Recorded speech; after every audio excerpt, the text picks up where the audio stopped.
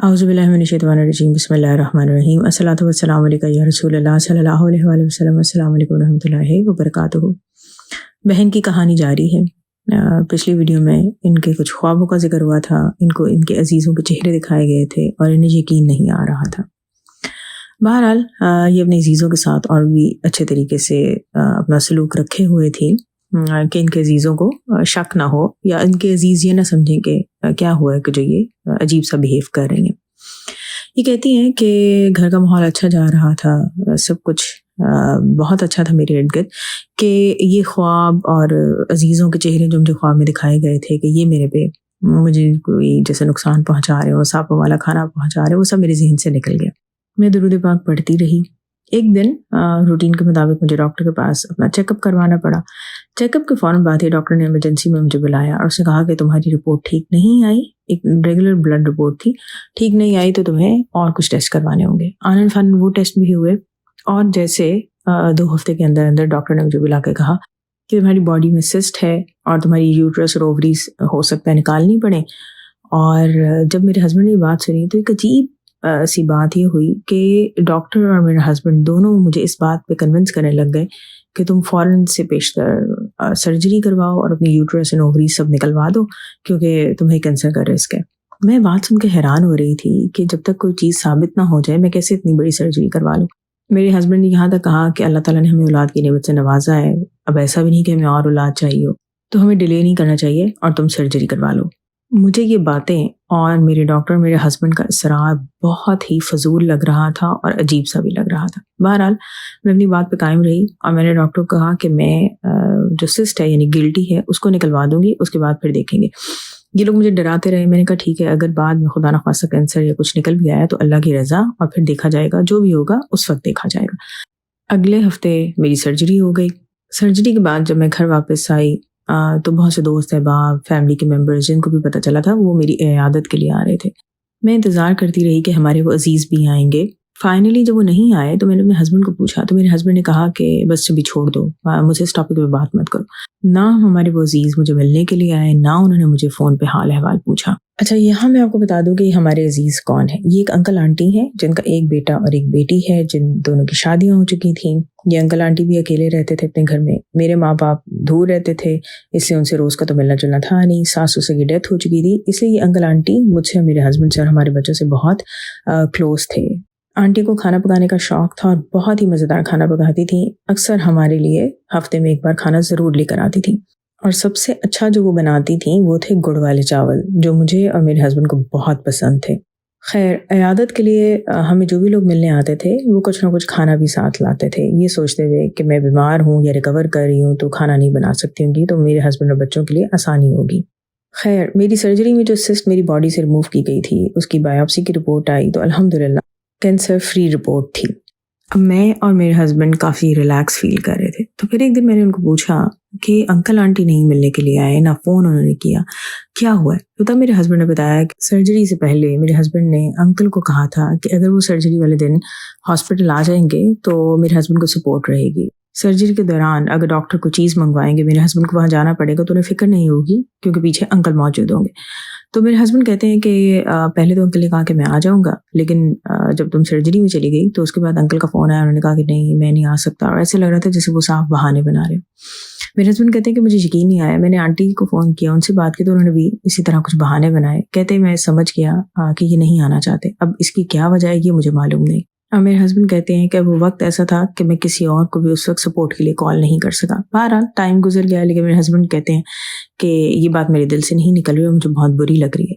तो मेरे हस्बैंड ने बल्कि मुझे भी कहा कि अब तुम्हें ज़्यादा सदके और कुर्बान जाने की ज़रूरत नहीं है, अब हम इनसे थोड़ा सा दूर रहेंगे जब तक कि खुद हमें इस चीज़ को एक्सप्लेन ना कर दें कि इन्होंने ऐसा क्यों बिहेव किया।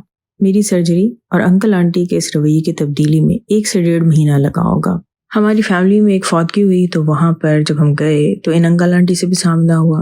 इन्होंने जब हमें देखा तो ऐसे मिले कि जैसे कोई बात ही ना हुई हो और फिर हाल अहवाल भी पूछा। मेरे दिल चाहा कि इनसे शिकवा करूं कि आप मेरी सर्जरी के बाद मुझे देखने नहीं आई, जबकि गैर और दोस्त अहबाब वो तक मिलने के लिए आए थे, लेकिन मैं चुप रही। मेरे हस्बैंड ने भी कोई बात नहीं बोली, लेकिन ये पहले से भी इतने ज़्यादा प्यार से हमें मिले कि हमें लगा कि हमारे सारे गिले शिकवे गलत थे, हो सकता है इनकी तरफ कोई मजबूरी हो।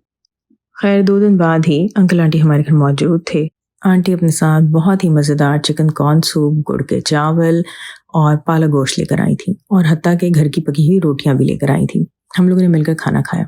अच्छा, यहाँ पे एक बात ऐसी हुई कि जिस वक्त हम सूप पी रहे थे तो उसी वक्त एकदम मुझे अपना सूप वाला ख्वाब याद आया कि जिसमें मैंने देखा था कि ये सांपों का सूप इन्होंने हमारे आगे रखा है। तो जैसे ही मुझे वो ख्वाब याद आया तो मेरा हाथ एकदम रुक गया, और मुझे अब तो पूरा यकीन है कि आंटी ने उस वक्त मुझे देखा था कि मेरा हाथ क्यों रुक गया। तो उन्होंने मुझे कहा, क्या हुआ है, तुम सूप क्यों नहीं पी रही? खैर उस वक्त मैं थोड़ी सी घबरा गई और मैंने कहा नहीं मैं पी रही हूँ। और फिर मैंने देखा कि अंकल आंटी दोनों सूप पी रहे थे, तो मैंने उस ख्वाब को अपने दिमाग से झटक दिया और आराम से हम लोगों ने मिलकर खाना खाया।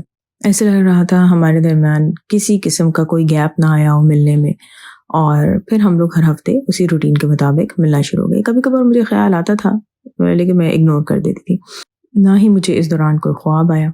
मेरे ख्याल से कोई 4 या 5 हफ्ते के बाद की बात होगी। मैं ड्राइवर के साथ कुछ कामों के लिए बाहर निकली हुई थी। रूटीन में दुरूद शरीफ पढ़ती जा रही थी और साथ साथ अपना मोबाइल भी देख रही थी, कुछ मैसेजेस चेक कर रही थी कि अचानक जैसे जोर का कोई धमाका हुआ हो। उसके बाद मुझे कुछ होश नहीं था। जब होश आया तो मालूम हुआ कि गाड़ी का बहुत बुरा एक्सीडेंट हुआ था। बकौल ड्राइवर के एक जीप ने जिस साइड पे मैं बैठी थी वहां पर आकर बहुत बुरी तरह टक्कर मारी थी। ड्राइवर अल्हम्दुलिल्लाह ठीक रहा था, मैं बेहोश हो गई थी। छोटी मोटी चोटें आई, कुछ पट्टियां हुई, लेकिन कोई बड़ा नुकसान नहीं हुआ था। मुख्तलिफ टेस्ट वगैरह करवाए, तसल्ली हो गई, तो मैं 2 से 3 दिन में घर वापस आ गई। अब फिर वही अजीब बात, सारे लोग मिलने के लिए आ रहे हैं, एक्सीडेंट का पूछ रहे हैं, लेकिन अंकल आंटी फिर गायब, उनका कुछ अता पता नहीं।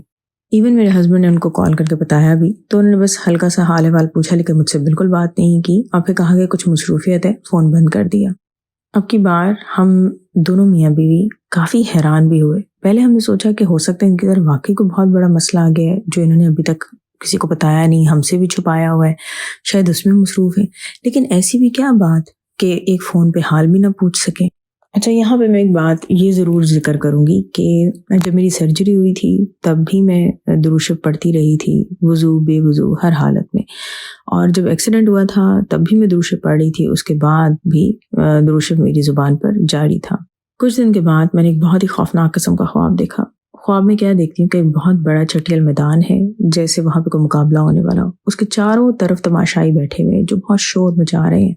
उन तमाशाइयों में मुझे अंकल आंटी, उनका बेटा बेटी भी बैठे नजर आते हैं और उनके चेहरे बहुत वाज़ेह होते हैं, और मुझे एहसास हो जाता है कि बाकी जितने भी तमाशाई वहाँ मौजूद हैं वो सब के सब अंकल आंटी के जैसे रिश्तेदार हों या हामी हों, इनके मददगार हों। और इस मैदान में बीचों बीच मैं खड़ी थी। थोड़ी देर में क्या देखती हूँ कि बहुत ही खौफनाक, लंबी चौड़ी, इतनी ऊंची बला कि जिसके कद को मैं बता नहीं सकती, वो उस मैदान में आती है। उस बला के आते ही अंकल आंटी सारे तमाशाई बहुत ज़ोर शोर से तालियां बजाना शुरू कर देते हैं, और मुझे मालूम होता है कि ये बला मुझे मारने के लिए यहाँ मौजूद है। मैं उस मैदान के बीच में अकेली खड़ी ये सोच रही थी कि मेरा तो यहाँ कोई मददगार नहीं है, तो अब तो मेरी मौत हो ही जाएगी इस बला के हाथों। अचानक क्या देखती हूँ कि एक छोटी सी मखलूक उस मैदान में आती है और उस बला को आनन फानन मार देती है। ये देखकर तमाशाइयों में मौजूद अंकल आंटी के चेहरे बाकायदा मैं देखती हूँ कि जैसे शौक में या दुख से काले हो गए हों। खैर मैं घबरा कर उठी, मैंने दुरूद शरीफ पढ़ना शुरू किया और फिर सो गई। अगले दिन मैंने अपने हस्बैंड को कहा कि मुझे बहुत ही कुछ अजीब से ख्वाब आ रहे हैं। मैंने अपने पहले ख्वाबों का भी जिक्र अपने हस्बैंड से नहीं किया था।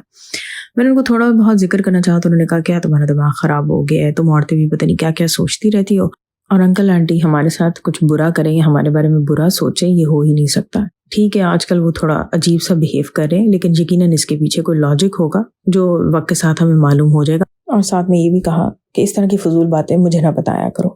इनकी ये बात सुनकर मुझे गुस्सा तो बहुत आया, लेकिन मैं चुप रही। लेकिन मेरे दिल में ये यकीन हो चला था कि जो बार बार मुझे इन अंकल आंटी के बारे में ख्वाब दिखाए जा रहे हैं, यही अंकल आंटी हम पे जादू कर रहे हैं। क्यों कर रहे हैं ये वजह अभी तक मालूम नहीं हुई थी। इंशाल्लाह बाकी नेक्स्ट वीडियो में अस्सलातु वस्सलामु अलैका या रसूलल्लाह सल्लल्लाहु अलैहि वसल्लम। अस्सलामु अलैकुम रहमतुल्लाहि व बरकातुहू।